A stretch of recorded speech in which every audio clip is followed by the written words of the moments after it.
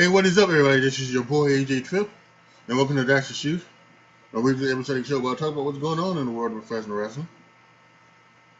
Usually, I take a couple weeks off just for a little bit of a breather, but we're back, and we're back with the Extreme Rules 2021 predictions.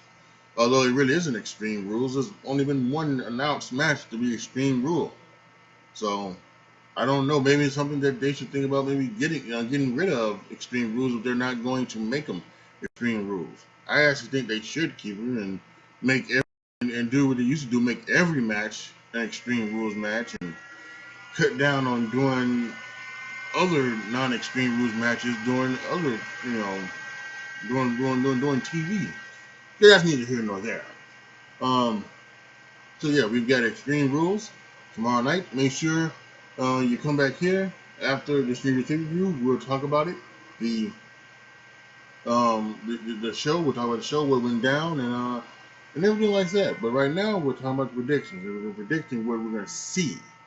The first match is Liv Morgan versus Carmela.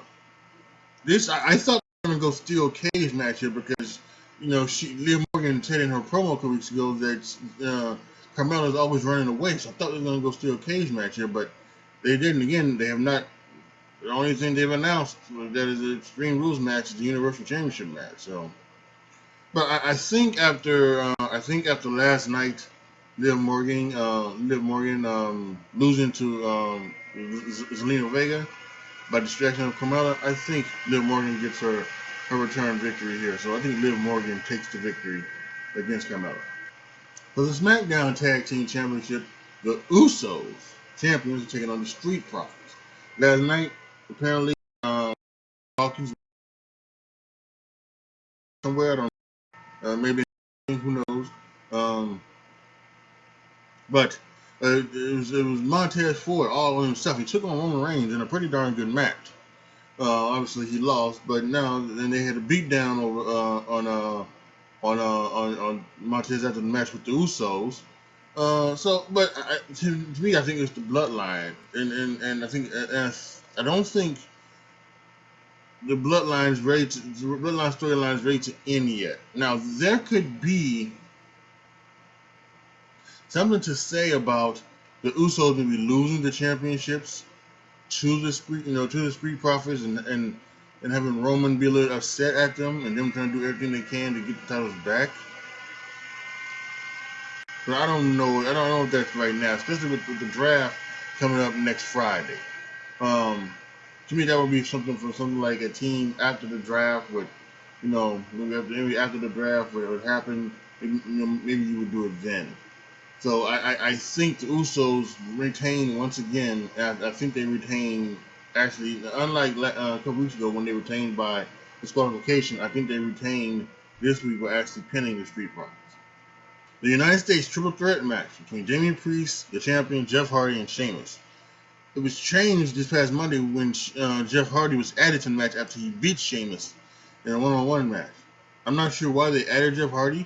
I don't know if it's because of the backlash they had on Twitter and they had Jeff Hardy doing the 24/7 stuff, or what, or maybe they thought Damian Priest versus Sheamus has happened too much over the past couple of months, and maybe it was time to add a wrinkle into it. But this is what I say. I think it's good. I think it's I think Sheamus has done his best. The last year, Sheamus has done his greatest work. Jeff Hardy, I think he still can go, and Damian Priest is, I think he's an up and coming contender. So, it's really good. But Damian Priest here, to me, I don't think the title changes hands here. And then Damian Priest retains as your United States champion. The Raw Women's Champion is on the line as Charlotte Flair takes on Alexa Bliss. And, the last couple weeks they've done some really good stuff, I think, with Charlotte Flair and Alexa Bliss. I think they've kind of shown, I think one of the things they seem that they've gotten away from is, and I think mainly it's because of the fact that there's live crowds and you can't do it in front of live crowds, although they did try something with, Dewdrop, had the thing looking at the thing was winked at her. something like that, you know, and except for Eva Marie, but I don't think they're gonna try anything, you know, you know, telepathic or telepathic, what telepathic. Yeah, you did fuck that up. Holy Jesus, AJ, telepathic. English, motherfucker, do you speak it? Telepathic with Alexa Bliss or anything or any other type of, you know, mystical type of thing. I think this is going to be just a straight on match. I don't think they're going to, you know, although I wouldn't be surprised to see if they try to, if Alexa does try to mind control Charlotte Flair and it just doesn't work. I think maybe that could be something like that. And that's really how I think, to be honest, I think that's how I would actually kind of start if I did want to get away from this character. That's how I kind of would start doing. I would try all the stuff that she's been doing forever. You know, Alexa Bliss the last year or so. You know, she wouldn't be able to do anymore. She wouldn't be able to, you know, control people like she controls Zelina Vega and had Zelina Vega climb down the thing, or she wouldn't be able to do other things, and maybe that would be something where maybe I don't know. I don't think it's going away because they're selling too many Lily dolls. So um, that being said, I think and this is probably a spoiler for the next match, but I think with Survivor Series coming up, I think you're gonna go with uh, a big drawing match in Survivor Series, a match that could main event the show, but it won't because Roman Reigns is on it. But Charlotte Flair versus Becky Lynch, champion versus champion. So I think here the only reason why Charlotte Flair would win is because of that. I think otherwise, I think it might be. I think that a smarter idea would be to put the title on Charlotte Flair. But I think what you could obviously do is you can just have Alexa Bliss win it in a TLC match or a tables match or something at TLC. But Charlotte Flair beats Alexa Bliss this time. The SmackDown Women's Championship match is on the line. Is Becky Lynch taking on Bianca Belair. Story here is that Bianca Belair was surprised that Becky Lynch came back and lost her SmackDown Championship in 26 seconds, effectively turning Becky Lynch heel, and that's what it is. And by the way, Becky Lynch is a so much better heel than she is a babyface, especially with this character of the man. She's so much more and it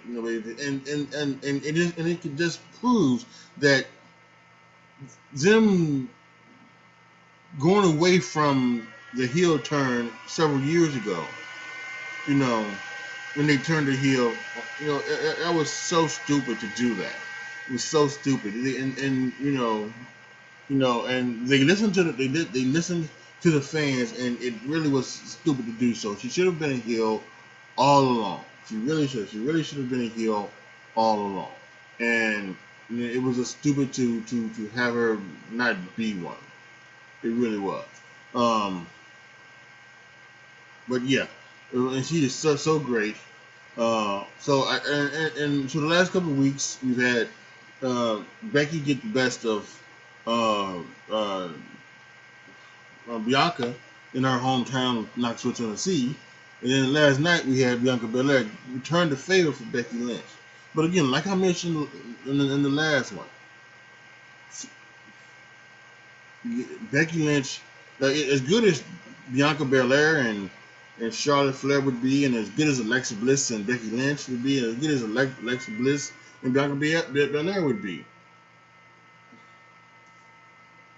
Charlotte Flair and Becky Lynch just makes the most sense, right? It makes the most sense. So you go ahead and you make it, you book it. Bianca Belair, I don't think she'll look a lot better, in this one that she did at one of SummerSlam. Won't get beaten 26 seconds, and if she does, that's something that we'll talk about it if it happens. But I need to know the story that's behind it. But yeah, I think this is, but because of what's coming up with Survivor Series, this is a Becky Lynch win in my opinion. So Becky Lynch defeats Bianca Belair. And finally, the Universal Championship, an Extreme Rules match. Roman Reigns versus the Demon, Finn Balor. The Demon is undefeated on the main roster. He had lost on NXT, but he is undefeated on the main roster. The Demon only comes out when Finn Balor has been victimized by his foe. And Roman Reigns and the Usos, what they did several months ago or so, when they had the championship match, oh, it's pissed Finn Balor off. That being said, Roman Reigns is the best thing going on in this world today, in the world of professional wrestling. He is the number one wrestler in the world, despite what Pro Wrestling Insider will tell you. He is the number one guy. He's the number one dog. And him and the Demon are going to have an all-out brawl. I'm going to enjoy this match to the fullest. In the Extreme Rules match, some things are going to go down that I think could be epic. And they're going to do their part to make the Demon come as close as it can. But in the Extreme Rules match, I would think the Usos get involved. Now the Street Profits could get involved as well. That from last night, it also could be the team of Gable and Otis. They could get involved and stop the Usos. But no matter what happens, I don't expect Brock Lesnar to interfere and cost Roman Reigns his title. Especially when he has a championship match at Crown Jewel. So to me, it's just simple. It's another Roman Reigns victory. But again, once again, just like always, Finn Balor comes out looking like a beast, a real life demon. But it's all about the head of the table, the tribal chief. Acknowledge him. He's the one, Roman Reigns. And for an extra credit question, will Brock Lesnar show up? Now, I just mentioned I don't think he's going to interfere in the match. But I think after Roman Reigns beats Finn Balor, I think he will show up. He'll confront him and he'll give him an F5. So yes, will Brock Lesnar show up? I'm saying yes. So after that, let's go through let's recap my predictions. Brock Lesnar will show up. Then Morgan will beat Carmela. The Usos will retain over the Street Profits. Then Priest will beat Jeff Hardy and Sheamus in the Triple Threat. Charlotte will retain. Becky will retain, and Roman Reigns will retain. This is going to be, I think, pretty darn good show. We have 6 matches on the main card. They'll probably add a 7th for the kickoff show tomorrow night. Once again, because I don't know what that is, I'm not going to predict it. It probably would end up being, the tag title rematch between Natalya and Tamina versus Nikki Ash and Rhea Ripley. It probably will be that. Maybe I could see someone else. I don't think Randy Orton does pre-shows anymore, so I don't think it could be that. Unless it's Riddle versus Omos or Riddle versus AJ or something like that.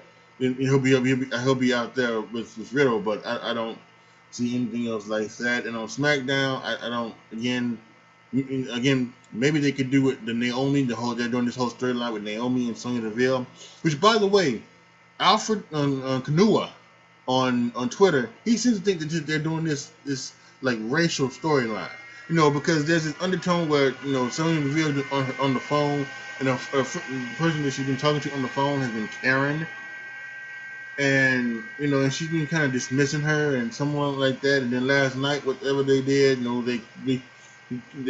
Sonya Deville basically called the cops on her. I don't know. I don't think it's racial. Maybe I'm not. Maybe I don't see it because I don't see everything like that. But yeah. Maybe you do something with Naomi, but I don't know. But it does seem to. I'm sure there's something that will be happening on the kickoff show. All right, guys. Post your comments down below. Tell me what you guys think. Let me know about your predictions. Let me know what you feel about Extreme Rules. Which, by the way, I should remind you, I'm 72-22 on my predictions. So I know that, you know, if you are someone who would bet on professional wrestling, again, 72-22. So you might want to heed my predictions. All right, y'all. Oh, I should remind you, make sure you go to patreon.com/AJTRIP and become a patron. Once I hit a certain amount of patrons, or is it patreon.com/AJTRIP20? Look, the link is down in the description box down below about my Patreon. You go to my Patreon, you sign up. Once I hit a certain amount of patrons, you will determine what you hear on my podcast, what you see here on my YouTube channel. And if you have any ideas of what I could do on Twitch, right now my internet is as bad, so I can't live stream video games. But if you have any ideas of what I should be doing, or what I could be doing over on my Twitch channel, yeah, this as well. And besides that, you don't even have to be a patron. Just hit me up in the comments or on any of my social medias or anything like that to let me know what I could be doing over on the Twitch channel. I would appreciate any ideas. I don't want my Twitch channel to go dormant. I really don't. Don't really just dormant because I don't know when the internet would ever be better, and I don't know because I can't get a capture card. I don't have any money, so I just don't know. And we live down here in North Carolina, and it's garbage. So, so I just don't know. So, but that's it, y'all. Like the video, share the video, subscribe to the channel, and as always, thank you guys so much for watching. This is your boy AJTRIP signing off. As always, be good to each other, y'all. Be careful out there. Enjoy Extreme Rules. Don't forget, come back here later tomorrow night. We can talk about it. And I am out.